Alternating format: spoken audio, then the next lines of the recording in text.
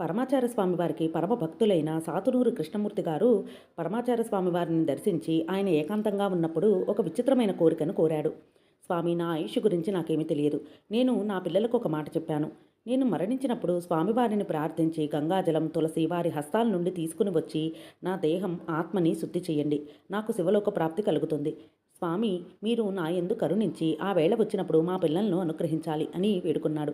స్వామివారు విని మౌనం వహించారు. చాలా కాలం గడిచిపోయింది. అప్పుడు స్వామివారు మహారాష్ట్రలోని సతారాలో మకాన్ చేసి ఉన్నారు. మఠం మేనేజర్కి ఒక టెలిగ్రామ్ వచ్చింది. అందులో సాతునూరి కృష్ణమూర్తి గారి మరణ వార్త ఉన్నది.